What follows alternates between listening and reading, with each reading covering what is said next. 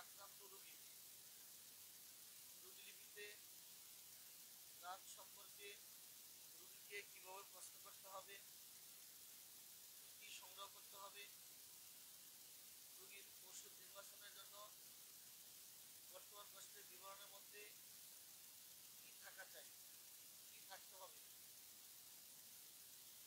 হবে, সেই বিষয়ে আজকে আমাদের আলোচনা। সমাজ উপস্থিতি,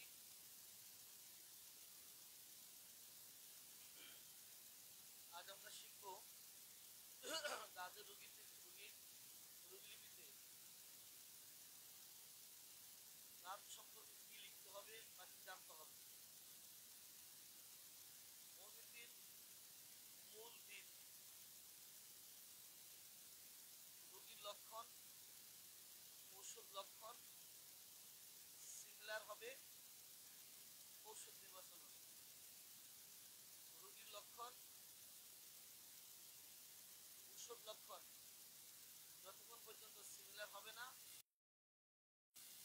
ততক্ষণ যত ইফেক্টিভ, যত দেশি বিদেশি ওষুধ ব্যবহার করা হোক না কেন, রোগীর মধ্যে কোনো ফলাফল আমরা দেখতে পাবো না। সময় উপস্থিতি, মূলভিত্তিতে রোগীর জন্য সাদৃশ ওষুধ নির্বাচন করতে আমাদের প্রয়োজন একটি সাদৃশ ওষুধ। সাদৃশ ওষুধ পাওয়ার জন্য চাই একটি আদর্শ রোগীলিপি। আর আদর্শ রোগীলিপিতে যেমনি করে থাকতে হবে সার্বজনীন লক্ষণ, সাধারণ লক্ষণ, ঘুম, ঘাম, পিপাসা, জিহ্বা, লালা, ক্ষুধা, খাদ্য, বায়ুমিশ্রণ, মলমূত্র, স্বপ্ন, গঠন, পূর্বের ইতিহাস, মায়াজম যেমনি করে থাকা চাই, সেই সাথে থাকতে হবে রোগীর বর্তমান কষ্টের বিবরণ।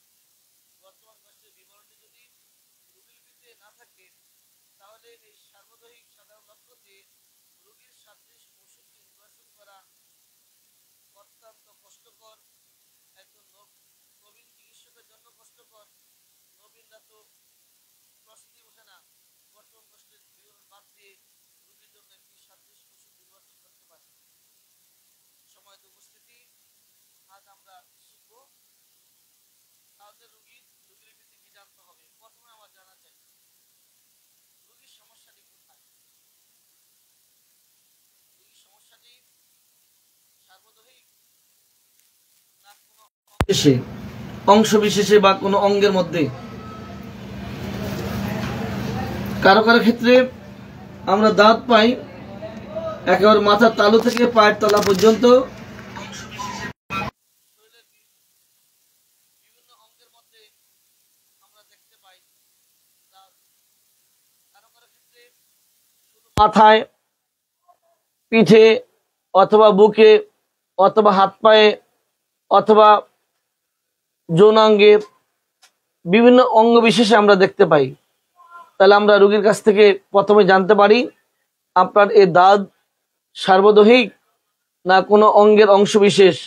যেমন মাথার দাঁতে আলাদা ওষুধ রয়েছে, কানের দাঁতে আলাদা ওষুধ রয়েছে, চোখের পাতায়, নাক, চেহারা, হাত পা, বুক, পিঠ, স্তন, পেট, বগল, উস্কি, অন্ডথলি, পেলভিস, হিপ এবং সাব অঙ্গে তথা হাতের তালু, পায়ের তলা, হাতের আঙ্গুল, পায়ের আঙ্গুল ইত্যাদি একেবারে নির্দিষ্ট স্থান নির্ণয় করতে হবে।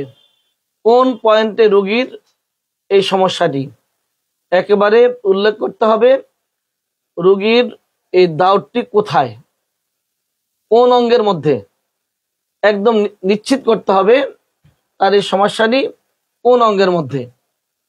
আড়াআড়ি কিনা, যেমন ডান হাতে বাম পায়ে তার দাঁত, অথবা বাম হাতে ডান পায়ে, অথবা রোগীর ডান স্তনে বাম উরুতে অথবা বাম স্তনে ডান উরুতে, এইভাবে আড়াআড়ি কিনা, কোন অঙ্গে দাঁত এটা আপনাকে নির্ণয় করতে হবে। আরেকটি জিনিস খেয়াল রাখতে হবে, একাধিক অঙ্গে যদি সমস্যা দেখা দেয় তাহলে সেটা হচ্ছে আপনার সার্বদৈহিক। যদি একাধিক অঙ্গে হয় তাহলে সেটা আপনাকে বুঝতে হবে এটা সার্বদৈহিক। যেমন রোগীর চেহারায় দাঁত, সেই সাথে পিঠেও দাঁত, এটা আপনি এক অঙ্গে উল্লেখ করতে পারবেন না, এটা সার্বদৈহিক হিসাবে উল্লেখ করতে হবে। সার্বদৈহিক আপনাকে যেতে হবে, স্ক্রিনে যেতে হবে, রোগীর তথ্যগুলি সেভাবে আপনাকে লিখতে হবে। সময় উপস্থিতি, তাহলে আমরা এতক্ষণ জানতে পারলাম রোগীর সমস্যাটি কোন অঙ্গে। রোগীর সমস্যাটি কোন অঙ্গে, এটা কি সার্বদৈহিক না কোনো অঙ্গের অংশবিশেষ বা কোনো অঙ্গে, এটা আমাকে জেনে নিতে হবে। মাথায় কিনা, কান, চোখের পাতা, নাক, চেহারা, হাত পা, বুক, পিঠ, স্তন, পেট, বগল, কুস্কি, অন্ডকোষ, অন্ডথলি, পেলভিস, হিপ, সাব অঙ্গে যেমন হাতের তালু, পায়ের তলা, হাতের আঙ্গুল, পায়ের আঙ্গুল ইত্যাদি একেবারে স্পেসিফিক অঙ্গটি উল্লেখ করতে হবে। অথবা রোগীর সমস্যাটি আড়াআড়ি কিনা সেটাও আপনার জেনে নিতে হবে। তাহলে আমরা জানতে পারলাম কোন অঙ্গে। এই যে কোন অঙ্গে দিয়ে আমরা অনেকগুলি ওষুধ থেকে একজন রোগী দাউদে আক্রান্ত, যখন আমরা একটা অঙ্গের মধ্যে চলে আসব, কোনো একটা সাব অঙ্গে চলে আসব, তাহলে আমাদের অনেকগুলো ওষুধ থেকে অল্প কটা ওষুধের কাছে আমরা চলে আসতে পারবো। এবার জানতে চাই সমস্যাটি কত দিনের, দীর্ঘদিন না অল্প দিনের। দীর্ঘদিন যদি তার সমস্যাটা হয় তাহলে আমরা একভাবে দেখতে পারি, যদি অল্প দিনের হয় এটা আমরা একটু ভিন্নভাবে দেখতে পারি। আপনারা অনেকে বলবেন দাউদ তো রোগীর গায়ের মধ্যে দাউদ আছে, এটা আবার স্থায়িত্বকাল কি? হ্যাঁ, দাউদের স্থায়িত্বকাল আছে। যেমন ধরেন একজনের 10 বছর দাউদে ভুগছে, এটা সার্বদৈহিক হোক কিংবা আঙ্গিক হোক, 10 বছর দাউদে ভুগছে। এই 10 বছরের মধ্যে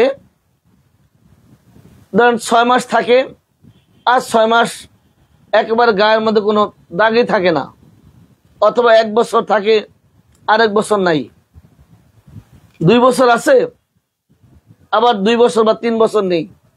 এই যে 2 বছর আছে 2 বছর নেই, এটা ঠিক একইভাবে 2 মাস 3 মাস অনেক দেখা যাচ্ছে পুরো শরীরের মধ্যে 2 মাস 3 মাস খুব বেশি মাত্রা দাঁত দেখা যাচ্ছে, আবার হঠাৎ করে দেখা যায় 1 মাস 2 মাস আর দেখা যাচ্ছে না, অত কষ্ট হচ্ছে না, আমরা দেখতে পাচ্ছি না। তাহলে এই যে কতদিন পর পর তার গায়ের মধ্যে একদম ফুটে উঠে আবার কতদিন থাকে না, এটা আমাদের জেনে নিতে হবে। দেখা গেল 1-2 মাস এতটা চুল কাটছে, এত কষ্ট হচ্ছে, রস হচ্ছে, মামড়ি পড়ছে, একেবারে অনেক বেশি মাত্রা দেখা যাচ্ছে, আবার হঠাৎ করে কয়েক মাস আর নাই বা কিছুদিন আর নেই, কষ্ট নাই, অতটা কষ্ট দিচ্ছে না, চুল কাটছে না, এটা আমরা জেনে নিতে পারি তার কষ্টটি সবসময় আছে না কখনো আছে কখনো নাই, এটা আমরা জেনে নিতে পারি।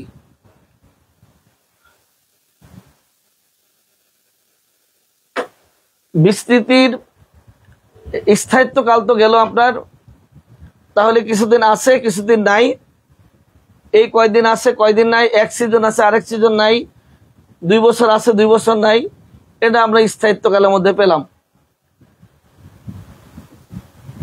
যেমন মাথা ব্যথা, পেট ব্যথা, এই মাথা ব্যথা পেট ব্যথার স্থায়িত্বকাল আর দাউদের একজিমার স্থায়িত্বকাল এক কথা নয়। শ্বাসকষ্ট 7 দিন আছে 15 দিন নাই, 7 দিন আছে 2 মাস নাই, 3 দিন আছে 5 দিন নাই, এটা শ্বাসকষ্টের ক্ষেত্রে হতে পারে। মাথা ব্যথা 2 দিন আছে 4 দিন নাই, পেট ব্যথা 2 দিন আছে 1 দিন নাই, 1 দিন আছে 3 দিন নাই, এটা অল্প সময়ের মধ্যে স্থায়িত্বকাল হতে পারে। কিন্তু দাঁত একজিমা যেই সমস্যাগুলো দৃশ্যমান, বিশেষ করে চর্মরোগগুলি, এটার স্থায়িত্বকালটা একটু লম্বা, একটু বড় আকারের। 1 বছর আছে, 1 বছর নাই, 6 মাস আছে, 2 বছর নাই। ঠিক এরকম এইভাবে আমরা দেখতে পারি। সময় উপস্থিতি, যারা এই মুহূর্তে ক্লাসে আছেন, আপনাদের যার যার আইডি থেকে ক্লাসটি শেয়ার দিয়ে আরেক ভাই বোনকে দেখার সুযোগ করে দেন। আমরা শিখতে চাই রোগীলিপিতে বর্তমান কষ্টের বিবরণ কি জানা দরকার, কিভাবে লিখতে হবে, কোনো কথা যেন বাদ পড়ে না যায়, কোনো কথা যেন বাদ পড়ে না যায়। আর আপনাদের কোনো প্রশ্ন থাকলে এই বর্তমান কষ্টের মধ্যে যে কোনো প্রশ্ন, যদি কোনো প্রশ্ন আপনাদের থাকে, আপনারা রেডি থাকেন, ইনশাআল্লাহ আমি ক্লাস শেষের দিকে আপনাদের প্রশ্ন নেওয়ার চেষ্টা করব। তাহলে আমরা স্থায়িত্বকাল পেলাম, এবার বিস্তৃতি জানতে চাই। বিস্তৃতি, সময় উপস্থিতি। আমরা এমন এক পৃথিবীতে আছি যে পৃথিবীর রোগীরা আমাদের কাছে যখন আসে, আসা থেকে একেবারে বিদায় নেওয়া পর্যন্ত, যাওয়া পর্যন্ত, প্রত্যেকটা ক্ষেত্রে, প্রত্যেকটা সময় রোগীর চালচলন, কথাবার্তা, চেম্বারে রোগী ঢুকছে আর বের হয়ে যাওয়া পর্যন্ত প্রত্যেকটা প্রেক্ষাপট থেকে আমরা রোগীর লক্ষণ সংগ্রহ করতে পারি। রোগীর চেম্বারে এসে ডাক্তারের সাথে কেমন আচরণ করলো, কিভাবে কথা বলছে, কিভাবে প্রশ্নের জবাব দিচ্ছে, কিভাবে বসলো, কি বলতে চায়, রোগীলিপির ফাঁকে কতটা ডিস্টার্ব করে, কতটা সহযোগিতা করে, তার ওই মুহূর্তে জবাব দেওয়ার ধরনগুলি কেমন, সকল ক্ষেত্রেই, সকল বিষয়ে সেখান থেকে আমরা রোগীর যে কোনো কথাবার্তা, চালচলন, সব ক্ষেত্রে থেকে আমরা রোগীর আরোগ্যের জন্য যে রোগীলিপি করছি, ওষুধ নির্বাচনের জন্য প্রত্যেকটা পয়েন্ট থেকে আমরা লক্ষণ সংগ্রহ করতে পারি। এই যে বিস্তৃতির, দাউদের কিংবা যে কোনো চর্মরোগের বিস্তৃতি, রোগীর প্রথম হলো ডান বগলে, পরে বাম বগলে, অথবা প্রথম বামে পরে ডানে।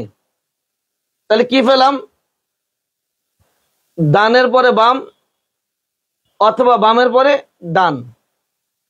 রোগীর দাঁত বকছে 2 বগলেই, অথবা 2 হাতের তালুতে দাঁত, 2 হাতের তালু। শুরু হলো ডান হাতের তালু দিয়ে, এবার পরবর্তীতে বাম হাতের তালু। তাই শুরুটা ডানে, পরে বামে। বাম হাতের তালুতে প্রথম শুরু হলো, বামের পরে ডান, তার মানে আগে বাম পরে ডান। কোন পাশ দিয়ে শুরু হলো, এটা দিয়ে আমাদের ওষুধের লক্ষণ পাচ্ছি, যে লক্ষণ দিয়ে আমরা রোগীর সাদৃশ ওষুধটি খুঁজে পাবো। রোগীর প্রথমে দেখা দিল পায়ে, পায়ের পরে দেখা দিল কপালে অথবা মাথায়। প্রথম পায়ে, পরে মাথায়, অথবা পায়ে দেখা দিয়ে ধীরে ধীরে উপর দিকে উঠছে, তার মানে নিচ থেকে উপর দিকে উঠছে, এটা আমাদের লক্ষণ। মাথায় প্রথম দেখা দিয়েছে, মাথার পরে ধীরে ধীরে নিচের দিকে যাচ্ছে, তার মানে উপর থেকে নিচে যাচ্ছে, এটা আমাদের লক্ষণ। রোগীর প্রথম দেখা দিয়েছে ডান হাতে বা ডান কাঁধে, পরে দেখা দিয়েছে বাম পায়ে কিংবা বাম উরুতে, এই আড়াআড়ি, এটা আমাদের লক্ষণ। রোগীর বাম কাঁধে দেখা দিয়েছে প্রথম, পরে ডান উরুতে, অথবা প্রথমে ডান উরুতে পরে বাম কাঁধে, এই যে আড়াআড়ি, যেটা আড়াআড়ি, এই আড়াআড়ি আমাদের একটা লক্ষণ। ডানে পরে বাম, বামের পরে ডান, এটা আমাদের লক্ষণ। তাহলে রোগীর সমস্যাটি ছড়াইলো কিনা, আপনার সমস্যাটি যেখানে দেখা দিয়েছে ওখানেই আছে না ওখান থেকে সরিয়েছে কিনা, এটা আপনাকে জানতে হবে। যদি রোগী বলে সরিয়েছে, তাহলে কোন দিকে?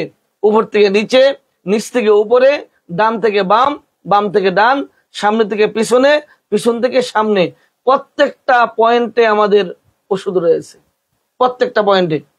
তাহলে আপনি জানতে পারেন রোগীর কাছ থেকে যে আপনার সমস্যাটি ছড়ায় কিনা, আপনার যে চর্মরোগে ভুগছেন, দাঁতে ভুগছেন, এই দাঁতটা ছড়ায় কিনা, ডান থেকে বাম, বাম থেকে ডান, সামনে থেকে পিছনে, পিছন থেকে সামনে, উপর থেকে নিচ, নিচ থেকে উপরে, আড়াআড়ি ভাবে উপরে ডান, নিচে বাম, উপরে বাম, নিচে ডান, আড়াআড়ি কিনা, মানে কোন দিকে ছড়াচ্ছে আপনি এটা জানতে পারেন। 5 নম্বর আমরা জানবো প্রকাশ অনুভূতি। দাঁতের আকৃতিটা কেমন? এটা রক্তস্রাবী, গুচ্ছাকার, ক্ষত উৎপাদক, শুষ্ক, আর্দ্র, আঁশযুক্ত, বিস্তারশীল, দ্রুত সরিয়া যাওয়া, পুজ উৎপত্তিকর, বস্তুলাকার, বিসর্পিকা। মানে রোগীর যে সমস্যাটা দাঁতে ভুগছে, এই দাঁতগুলা কেমন? এগুলা রক্তস্রাবী, গুচ্ছাকার, ক্ষত উৎপাদক, শুষ্ক, আর্দ্র, আঁশযুক্ত, বিস্তারশীল, পুজ উৎপত্তিকারক, বর্তুলাকার, বিসর্পিকা। এবার সরাসরি যদি আমরা প্রকাশ জানতে চাই, সম্পূর্ণ শরীরের মধ্যে ফাটা ফাটা, মাঝখানে ফাটা, চতুর্দিকে দানা দানা, মামরিতে ঢাকা, ধূসর বর্ণ, আটা, গায়ে আটা মাখলে যেরকম আটা মাখানোর ন্যায় লাল বর্ণ, লালচে, সাদাটে, হরিদ্রাব, বাদামি বর্ণ, কোন রকমের? আপনি অনেকগুলি বলে দিলেন বা দেখলেন, এগুলো সব আপনি জানেন যে সম্পূর্ণ শরীরের মধ্যে ফাটা ফাটা, মাঝখানে ফাটা, মামরিতে ডাকা, ধূসর বর্ণ, আটা মাখার ন্যায়, লাল বর্ণ, সাদাটে, হরিদ্রাব, বাদামি বর্ণ, এই ধরনের হতে পারে। অথবা আপনি রুগী দেখার পরেই রুগীর দাঁতের আকৃতি দেখে ওখান থেকে যে কালারের বা যা বললাম এর মধ্যে কোনটা নিয়ে নেবেন। অনুভূতি জ্বালাকর, চুলকানিকর, ঝাঁকি দিয়ে ওঠা, বেদনা সহ, হুল বিদ্যবত, যাতনাযুক্ত, ছিন্নকর, যাতনাযুক্ত, চুলকিয়ে ছাল তুলে ফেলে। মানে এত এত চুলকায়, চুলকিয়ে রোগী ছাল তুলে ফেলে, রোগী চুলকিয়ে ছাল তুলে ফেলে। অনুভূতির মধ্যে কি পেলাম? চুলকানোর পরে জ্বালা করে, এমনি জ্বলতে থাকে, চুলকানিকর, ঝাঁকি দিয়ে ওঠা, ব্যথাযুক্ত, হুল বিদ্ধকর ব্যথাযুক্ত, ছিন্নকর ব্যথাযুক্ত, চুলকিয়ে ছাল তুলে ফেলা। আপনাকে জানতে হবে এই প্রকাশ অনুভূতি, এতক্ষণ যা বললাম এই জিনিসগুলি আপনাকে রোগীর কাছ থেকে জেনে রোগীলিপিতে লিখতে হবে। প্রকাশ অনুভূতির মধ্যে আমরা জানবো রক্তস্রাবী, গুচ্ছাকার, ক্ষত উৎপাদক, শুষ্ক, আর্দ্র, আঁশযুক্ত, বিস্তারশীল, পুজ উৎপত্তিকারক, সম্পূর্ণ শরীরের মধ্যে ফাটা ফাটা, মাঝখানে ফাটা, মামরিতে ঢাকা, ধূসর বর্ণ, আটা মাখানের ন্যায়, লাল বর্ণ, সাদাটে, হরিদ্রাব, বাদামি বর্ণ। কিরকম অনুভূতির মধ্যে পাবো? জ্বালাকর, চুলকানিযুক্ত, ঝাঁকি দিয়ে ওঠা, ব্যথাযুক্ত, হুল বিদ্ধকর ব্যথা, ছিন্নকর ব্যথা, চুলকিয়ে ছাল তুলে ফেলে। এবার জানবো কারণ, কি কারণে রোগীর সমস্যাটি দেখা দিয়েছে, তার এই সমস্যাটা কি কারণে দেখা দিয়েছে তা আমাদের জানতে হবে। পারদ দোষ জনিত প্রতি বসন্তকালে অপরিষ্কার অপরিচ্ছন্নতার ফলে, অন্যের কাপড় পরিধান করার ফলে, দীর্ঘদিন বা দীর্ঘ সময় একই কাপড় পরা, দাদে আক্রান্ত ব্যক্তির সংস্পর্শে আসা, অন্যের চিরুনি, তাওয়ালে বা বিছানা ব্যবহার করলে এর ফলে রোগীর দাঁত হতে পারে। তাহলে আমরা রোগীর কাছ থেকে জানবো পারদ দোষ জনিত তার এই সমস্যা হয়েছে কিনা। সিজনাল হতে পারে, অপরিষ্কার অপরিচ্ছন্ন থাকলে হতে পারে, অন্যের কাপড় পরিধান করলে, দীর্ঘদিন একই কাপড় পরিধান করলে, অপরিষ্কার, আক্রান্ত ব্যক্তির স্পর্শে আসা, অন্যের চিরুনি, তাওয়ালে বা বিছানা ব্যবহার করলে এই সমস্যা আসতে পারে। 7 নম্বরে সম্পর্কযুক্ত লক্ষণ।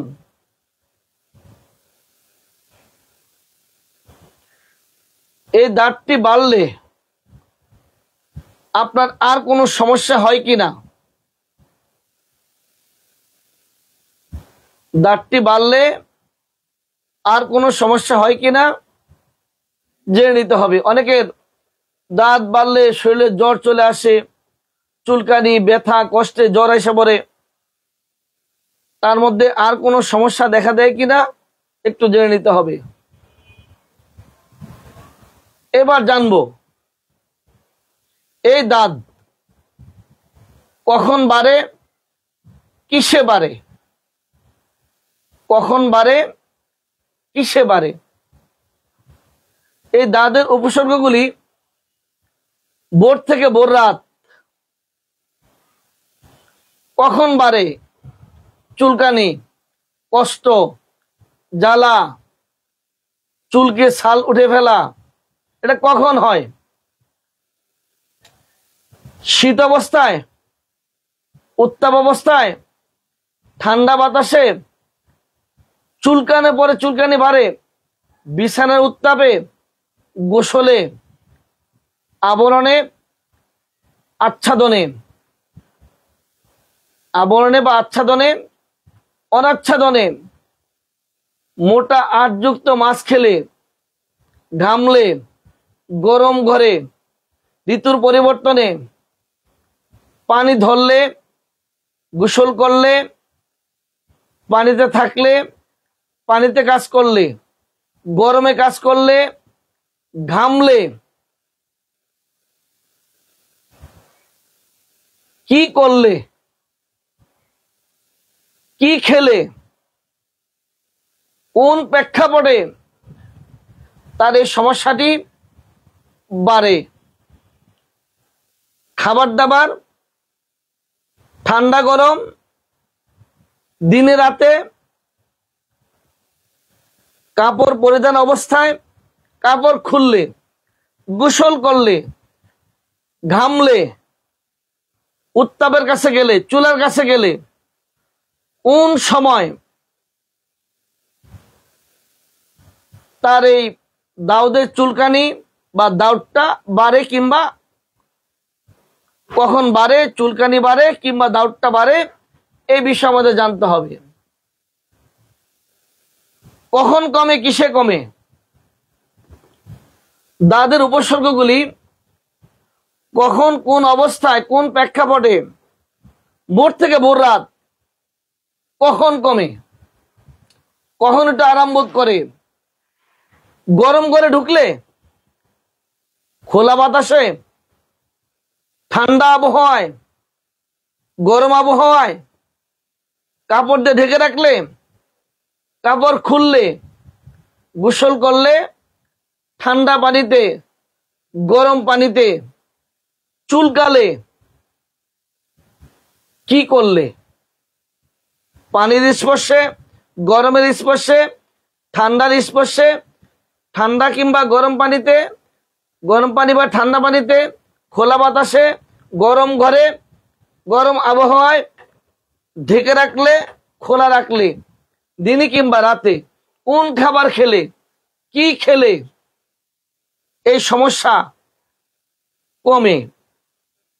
তাহলে আপনার জানতে হবে কোন সময় বাড়ে এবং কি খেলে বাড়ে, কি করলে, কোন প্রেক্ষাপটে গোসল করলে, গরমে ঠান্ডায় ঢেকে রাখলে, খোলা রাখলে, গরম করে ঠান্ডা করে, কোন খাবার খেলে বাড়ে এবং কি করলে কমে, কখন কমে, ভোর থেকে ভোর রাত কখন কমে, ভোর থেকে ভোর রাত কখন কমে, দিনে কিংবা রাতে, রাতে কখন, বিছানার গরমে বিছানা উত্তাপে বাড়ে কিংবা কমে, অমাবস্যা পূর্ণিমায়, চুলকালে, গরমে, ঘরে বাহিরে খোলা বাতাসে, কখন কি অবস্থায়, কেন কি করলে, ঠান্ডা কিংবা গরমে তার এই সমস্যা বাড়ে, এটা আমাদেরকে জেনে নিতে হবে। এবার জানতে চাই রোগী কি চিকিৎসা করেছেন। 10 নম্বর ধাপ, কি চিকিৎসা করেছেন? অতীতে মলম ব্যবহার করেছেন অথবা ক্যাপসুল, ট্যাবলেট, ইঞ্জেকশন কি দিয়ে চাপা দিয়েছেন? অনেক আগে একবার হয়েছিল তলপেটে মলম দিয়ে চাপা দিয়েছে, এবার উঠছে মাথায়, মাথায় মলম দিয়ে চাপা দেওয়ার পরে এবার বুকে, এবার যাবেন কোথায়? তাহলে পূর্বে কি চিকিৎসা করেছিল?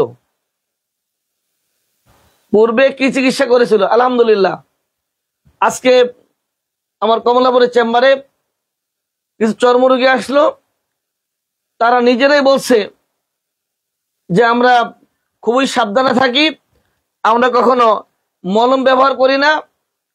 রোগীরাই সাবধান, রোগীরাই এখন বুঝতে পারে যে মলম ব্যবহার করলে এই রোগটা ভিতরমুখী হবে, অন্তর্মুখী হবে, একটা থেকে আরেকটা সমস্যা দেখা দিবে। এই জন্য রোগীরা এখন আর মলম ব্যবহার করতে রাজি না, তারা এখন আর মলম ব্যবহার করে না, মলম থেকে দূরে সরে যাচ্ছে। আমার যে সকল হোমিওপ্যাথিক চিকিৎসক ভাই বোনেরা যারা নিজেদের অক্ষমতা বলি, অজ্ঞতা বলি, অথবা জানার আগ্রহ নেই, জানতে চাই না, বিভিন্ন কারণে যারা চর্মরোগে মলম ব্যবহার করেন, তাদের অনুরোধ করছি আপনারা অন্ততপক্ষে এই কাজটা করবেন না। রোগীদের চর্মরোগের ক্ষেত্রে মলম ব্যবহার, এই মলম ব্যবহারের জটিলতা থেকে মানুষকে মুক্ত করার জন্য, মানুষকে আদর্শ আরোগ্য দেওয়ার জন্য ডাক্তার শ্যামল হ্যানিম্যান এই পেথির আবিষ্কার করলেন। এই চর্মরোগ চাপা পড়ে আমাদের দেহে অনেক সমস্যা হতে পারে, হচ্ছে। চর্মরোগ চাপা পড়ে প্রথম যে রোগটা হয়, একেবারে বেশির ক্ষেত্রে যে রোগটা আমরা দেখতে পাই তা হলো অ্যাজমা। চর্মরোগ চাপা পড়ে মানুষের মধ্যে, বাচ্চাদের মধ্যে বিশেষ করে চর্মরোগ চাপা পড়ার ফলে শ্বাসকষ্ট, হাঁপানি, এটা প্রতিনিয়ত দেখতে পাচ্ছি।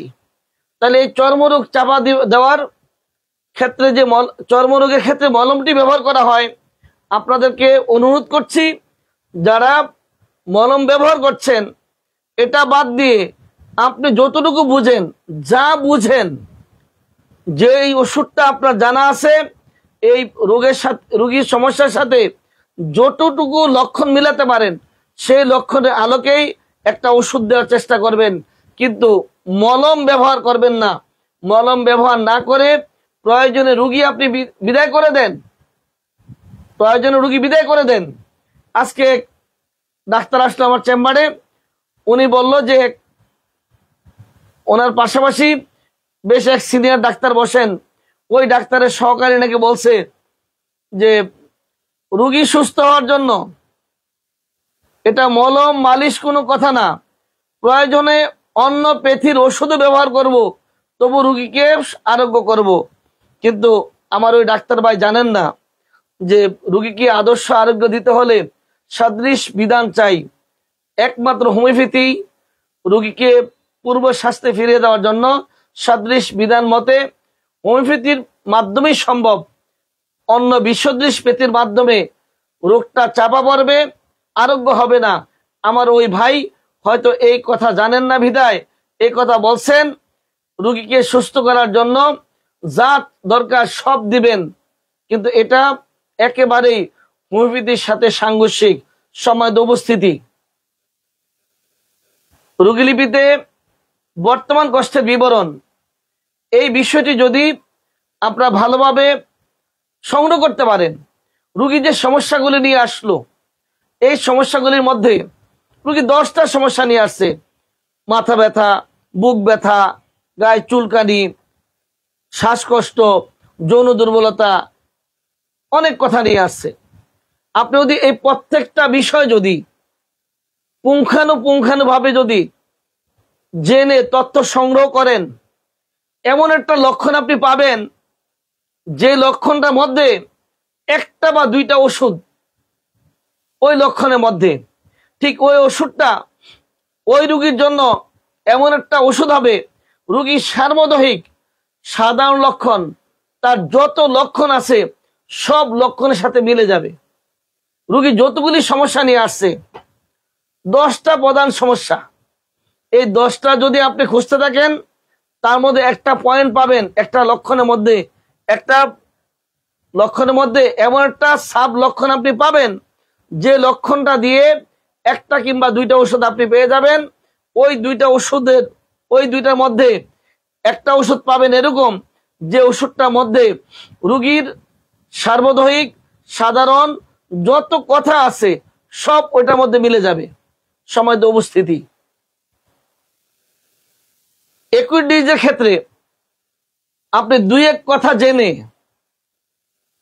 রোগীর হ্রাসবৃদ্ধি অথবা উৎপত্তির কারণ অথবা প্রকাশ অনুভূতি এর মধ্যে আপনি তার ওষুধটি নির্বাচন করতে পারবেন হয়তোবা।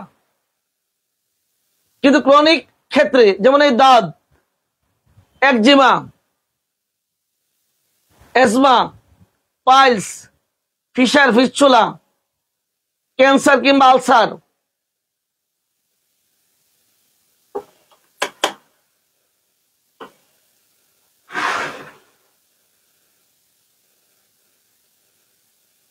কি হবে?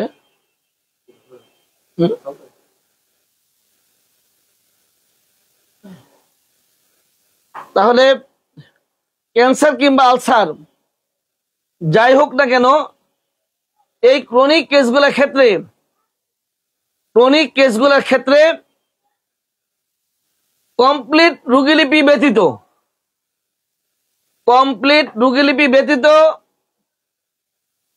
আপনি কোনোভাবেই রোগীর সাদৃশ ওষুধটি নির্বাচন করতে পারবেন না। রোগীর সাদৃশ ওষুধ নির্বাচন, ক্রনিক কেসে রোগীর সাদৃশ ওষুধ নির্বাচন করার ক্ষেত্রে আপনাকে সম্পূর্ণ একটি আদর্শ রোগীলিপি করা চাই। যদি আদর্শ রোগীলিপি করতে না পারেন তাহলে শুধুমাত্র দাউদের নামে, একজিমার নামে, সোরাইসিসের নামে, এজমার নামে কোনো ওষুধ নির্বাচন করে রোগীকে কোনোভাবেই আদর্শ আরোগ্য দিতে পারবেন না। সাময়িক উপশম দিতে পারবেন, কিন্তু রোগীকে আদর্শ আরোগ্য কখনো দিতে পারবেন না। সময় উপস্থিতি, রোগী যে কটা সমস্যা নিয়ে আসুক না কেন, 10টা 20টা যেই কয়টা হোক না কেন, রোগী যে কটা সমস্যা নিয়ে আসবে তার প্রত্যেকটা সমস্যার বর্তমান কষ্টের বিবরণ সম্পূর্ণভাবে লিখবেন। না লিখে আপনি শুধুমাত্র সমস্যাগুলির তালিকা করলেন, এই সমস্যার তালিকার মাধ্যমে রোগীর চর্মরোগ দেখা দিয়েছে, এজমা দেখা দিয়েছে, ক্যান্সার হয়েছে, বাতের ব্যথা দেখা দিয়েছে, এই শুধু রোগের নামগুলো উল্লেখ করে সার্বদৈহিক সাধারণ লক্ষণ দিয়ে কোনোভাবেই একজন নবীন চিকিৎসক কোনোভাবেই রোগীর সাদৃশ ওষুধটি নির্বাচন করতে পারবে না যতক্ষণ পর্যন্ত রোগীর বর্তমান কষ্টের বিবরণটি সম্পূর্ণভাবে পুঙ্খানুপুঙ্খানুভাবে যদি সংগ্রহ না করে তাহলে শুধুমাত্র মনের লক্ষণ, শারীরিক লক্ষণ, ধাতুগত লক্ষণ, এই সকল লক্ষণ দিয়ে রোগীর ওষুধ নির্বাচন করা সম্ভব নয়। রোগীর বর্তমান কষ্টের বিবরণ দিয়ে কয়েকটি ওষুধ হাতের নাগালে চলে আসবে, অল্প কয়েকটি, 4টা 5টা 7টা 10টা। তখন এই কয়টা ওষুধ থেকে রোগীর সাদৃশ ওষুধগুলি আলাদা করার জন্যই ঘুম, গাম, পিপাসা, জিহ্বা, লালা, ক্ষুধা, খাদ্য, বায়ুনিঃসরণ, মল, মূত্র, শয়ন, স্বপ্ন, ধাতুগত সকল লক্ষণের আলোকে পূর্বরোগী ইতিহাস, মায়াজম সকল লক্ষণ দিয়ে ওই 7টা বা 10টা ওষুধ থেকে রোগীর জন্য একটা ওষুধ নির্বাচন করতে হবে। শুধুমাত্র রোগীটি মোটা, শীতকাতর, ঘাম হচ্ছে, এই ঘাম হচ্ছে অনেক ওষুধের, ঘুম নাই অনেক ওষুধের, প্রচুর ঘাম, প্রচুর লালা, এই কথাগুলি অনেক ওষুধের মধ্যে রয়েছে, অনেক ওষুধের মধ্যে আমরা পাই। রোগী মোটা, রোগী শীর্ণকায়, শীতকাতর, গরম কাতর, গোসল করে না, প্রবল পিপাসা, প্রবল ক্ষুধা, প্রচুর খেতে চায়, ওই মাথা ঘামে, ডিম খায়, এই কথা দিয়ে অনেক ওষুধ রয়েছে। লবণ খায়, টক খায়, মিষ্টি খায়, অনেক ওষুধ রয়েছে। এত ওষুধ থেকে রোগীর জন্য সাদৃশ ওষুধটি আপনি বর্তমান কষ্টের বিবরণ বাদ দিয়ে কোনোভাবে সংগ্রহ করতে পারবেন না। যদি কোনো সিনিয়র ডাক্তার এটা করতে পারেন, এটা উনি দীর্ঘদিন পরিশ্রম করেছেন, উনি যদি পারতে পারে, তবে একজন নবীন চিকিৎসক কখনোই সার্বদৈহিক সাধারণ লক্ষণ দিয়ে শুধুমাত্র বর্তমান কষ্টের বিবরণ বাদ দিয়ে কোনোভাবেই একটি আদর্শ আরোগ্যকারী, সম্পূর্ণ আদর্শ আরোগ্যকারী ঔষধ, একটি মাত্র ঔষধ নির্বাচন করতে পারবে না। যদি করতে হয় তাহলে তাকে সম্পূর্ণ রোগীলিপি করতে হবে। সম্পূর্ণ রোগীলিপি করতে অনেক সময় লাগুক, 1 ঘন্টা, 2 ঘন্টা, 3 ঘন্টা, 5 ঘন্টা লাগুক। আপনি যে ওষুধগুলি বা যে রোগগুলি অল্পতে সেরে যায়, অ্যান্টিবায়োটিতে কিংবা হোমিও ওষুধ খেয়ে অল্পতে যদি যে রোগগুলি সেরে যায়, ওইটা নিয়ে আমাদের ভাবনা নাই। ওষুধ খাইলে 7 দিনে, ওষুধ না খাইলে 1 সপ্তাহে, এই রোগ নিয়ে আমাদের কোনো মাথা ব্যথা নেই। যে সমস্যাগুলি অন্য পৃথিবীতে তাদের কলম বন্ধ, অন্য পৃথিবীতে তারা অপারগ, এমন যে সমস্যাগুলি রয়েছে, সেই ক্ষেত্রে আমরা কাজ করব। যত ঘন্টা লাগে রোগীলিপি করতে করব, যে কয়দিন লাগে রোগীলিপি করতে করব, যত সময় লাগবে। তারপর আমরা রোগীর জন্য একটি আদর্শ রোগীলিপি করে একটি মাত্র সাদৃশ ওষুধ নির্বাচন করার জন্য যা কিছু প্রয়োজন আমরা সব করতে প্রস্তুত। তারপরও রোগীকে এমন একটি ওষুধ দিতে চাই যে ওষুধটি রোগীর জন্য আদর্শ আরোগ্য নিয়ে আসতে পারে। তার সাথে একটি কথা, ক্রনিক কেসের ক্ষেত্রে বেশিরভাগ ক্ষেত্রে দেখা যায় একটা ওষুধ, শুধুমাত্র একটা ওষুধ দিয়ে একেবারে রোগীকে সম্পূর্ণ আরোগ্য দেওয়া সম্ভব হয় না। কারণ রোগীদের মধ্যে মিক্স মায়াজম অবস্থান করে, অনেক সমস্যা রোগীদের মধ্যে থাকে। আপনি ওষুধ চালাচ্ছেন রোগীর জন্য, নেটটা মিউট চলছে, 0, 2, 3, 4, 5, 6, 7 চলছে, রোগী ধীরে ধীরে ভালোর দিকে যাচ্ছে, 8, 9, 10 যাওয়ার পরে রোগীর মধ্যে অন্য একটা ওষুধের লক্ষণ খুব প্রবীণভাবে দেখা দিচ্ছে, উল্লেখযোগ্যভাবে ফুটে উঠছে। এবার আপনি ঠিক ওই ওষুধটার যদি বেশি সাদৃশ হয়, এবার আপনি নেটটা মিউটটা অফ রেখে, এটা হতে পারে মায়াজমেটিক হতে পারে, লক্ষণ সাদৃশ হতে পারে, যে ওষুধটা আসবে ঠিক ওই ওষুধটা আপনি এবার ব্যবহার করেন। সময় উপস্থিতি, আমরা একটা বড় ভুল করি। রোগীর ওষুধ ব্যবহারের সময় রোগীর সমস্যাটি যখন শেষের দিকে চলে আসে, ঠিক ওই মুহূর্তে আবেগবশত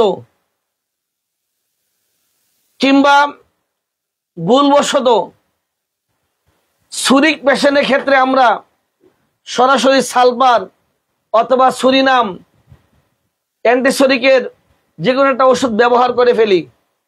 এই কাজটা একেবারেই ভুল। আপনার রোগী সুরিক পেশেন্ট ঠিক আছে, রোগীর মধ্যে সালফারের কোনো লক্ষণ অতটা উল্লেখযোগ্য নয়। যদি লক্ষণগুলা যদি সুরিনামের হয়, তাহলে আপনি কেন সালফার দিবেন? লক্ষণ যদি সুরিনামে হয়, তাহলে আপনি কেন সালফারটা প্রয়োগ করবেন? সাইকোটিকের ক্ষেত্রে আমরা সাইকোটিক মায়াজমকে নির্মূল করার জন্য সরাসরি ব্যাডোরিনাম কিংবা থুজা ব্যবহার করে ফেলি না। একটু দেখেন রোগীর মধ্যে থুজার লক্ষণ আছে কিনা, মেডোর লক্ষণ আছে কিনা। যদি না থাকে, অযথা রোগীকে থুজা কিংবা মেডো ব্যবহার করতে যাবেন না। সিভিলিটিক পেশেন্টের ক্ষেত্রে রোগীর মধ্যে লক্ষণ না থাকলে অযথা সিপিরিনাম কিংবা মাক্সল ব্যবহার করবেন না। লক্ষণ থাকতে হবে, লক্ষণ থাকবে যেটার ঠিক মায়াজমেটিক ওই ডিফেক্টিভ ওই ওষুধটা দিয়ে আপনি রোগীর চিকিৎসা শেষ করেন। কিন্তু অযথা ছোরাকে নির্মূল করার জন্য এই অজুহাত দিয়ে অযথা সালফার ব্যবহার করবেন না। অনেকেই একটা ভুল ধারণার মধ্যে বর্তমানে এই গত কয়েক বছর থেকে একটা ভুল ধারণা নিয়ে বসে যে কাজগুলি করছে, নবীনদের মধ্যে অনেকে দেখা যাচ্ছে কোন বইতে জানি পেয়েছে, কোন বইতে পেয়েছে, আমি বইয়ের নাম উল্লেখ করছি না, লেখকের নাম উল্লেখ করছি না। সুরিক পেশেন্ট আসলে একেবারে প্রথমেই সালফার 50 mcm রোগীকে প্রয়োগ করা হয়। সাইকোটিকের রোগী হলে একদম শুরুতেই থুজা সিএম অথবা মেডো সিএম, সিভিলিটিকের পেশেন্ট হলে সিভিলিনাম সিএম আগে রোগীকে প্রয়োগ করা হয়, তারপরে রোগী নির্বাচিত ওষুধটি দেওয়া হয়। সম্মানিত উপস্থিতি, আপনাদের কাছে আমার জিজ্ঞাসা, প্রত্যেকটা ওষুধের ক্রিয়াকাল আছে, ওষুধ ভিত্তিক, শক্তি ভিত্তিক। একটা ওষুধের ক্রিয়াকাল শেষ না করে আরেকটা ওষুধ যদি আপনি দিয়ে দেন, তাহলে একসাথে দুইটা ওষুধ প্রয়োগের সামিল কিনা। আপনার রোগী আসলো, আপনি ভাবলেন রোগীটা অ্যান্টিসরিক, কিন্তু রোগীর টোটালিটি অফ সিমটমে পাচ্ছে আর্সেনিক অ্যালবাম কিংবা আর্সেনিক আয়োড, কিন্তু আপনি রোগীকে সুরিকের অজুহাতে সালফার সিএম ব্যবহার করলেন, পরক্ষণে রোগীকে আর্সেনিক অ্যালবাম দিলেন 4 ঘন্টা 6 ঘন্টা পরে খাওয়ার জন্য। এই যে আপনি রোগীকে সালফার দিলেন সিএম, এবার আপনি দিচ্ছেন আর্সেনিক অ্যালবাম 200 কিংবা 1 m। আপনার সালফার সিএম এর কার্যক্রিয়া 6 মাস চলবে। এর মধ্যে আপনি নতুন করে আর্সেনিক কিংবা হিপার আপনি ওষুধ শুরু করে দিলেন, এটা কতটুকু যুক্তিসঙ্গত আপনারা নিজেরা ভাববেন। একজন সিনিয়র বলছে এটা আমার জন্য কোনো রেফারেন্স হতে পারে না, দলিল হতে পারে না, কিন্তু আমার জানার বিষয় হচ্ছে আমি যেই পেথিতে কাজ করছি এই পেথি আমাকে সম্মতি দিচ্ছে কিনা। এটা কে বলেছে কথা নয়, কি বলেছে কথা, কে বলেছে কথা নয়, কি বলেছে কথা। যদি এই পেথির যদি যত বড় ডাক্তার হোক না কেন, উনি যদি বলে একসাথে দুইটা ওষুধ ব্যবহার করা যাবে, আমি ওনার কথা ছুঁড়ে ফেলে দেব। কারণ আমার এই পেথিতে একটি মাত্র জীবনী শক্তি, একটি মাত্র ঔষধ, একটি মাত্র শক্তি সে নিচ্ছে, একাধিক ওষুধ সে নিবে না। একটি জীবনী শক্তি, একটি মাত্র ঔষধ। যদি যত বড় ডাক্তারই বলুক যে দুইটা ওষুধ ব্যবহার করবে, একটা সকালে একটা সন্ধ্যায়, একটা সকালে একটা 6 ঘন্টা পরে, এটা আমি মানতে রাজি না। কে বলছে জানার বিষয় নয়, কত বড় ডাক্তার বলেছে সেটা জানার বিষয় নয়। আমার পেথি কি বলে, আমার এই পেথি এই মাত্র থুজা সিএম দিয়ে 3-4 ঘন্টা পরে আমি আর্সেনিক অ্যালবাম ব্যবহার করব, এটা আমার এই হোমিওপ্যাথি অ্যালাউ করে কিনা। যদি আমার হোমিওপ্যাথি অ্যালাউ না করে, এটা যত বড় ডাক্তারে বলুক, যত বড় সিনিয়র ডাক্তার বলুক, যে বলুক না কেন, ওটা আমি সরে ফেলে দেব, ওটা আমি অ্যালাউ করব না, এটা আমি নেব না। কারণ আমি বুঝি, আমি জানি, আমরা জানি যে এই পেথিতে একাধিক ওষুধ একসাথে ব্যবহার করা যাবে না। একটার ক্রিয়াকাল শেষ হলে পরে আরেকটা ব্যবহার করতে হবে। আপনি রুগীকে থুজা সিএম দিয়েছেন, দেন। যদি রুগী থুজার হয়ে থাকে দেন। সিএম যতদিন কাজ করবে, যতক্ষণ কাজ করবে, তার আগে অন্য ওষুধ দেওয়ার কোনো সুযোগ আপনার নেই। আপনি কেন আরেকটা ওষুধ ব্যবহার করবেন?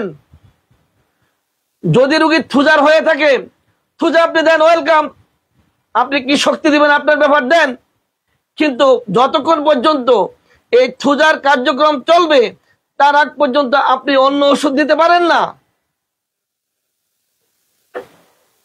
একটা কাজ শেষ হোক, পরে আরেকটা ব্যবহার করেন।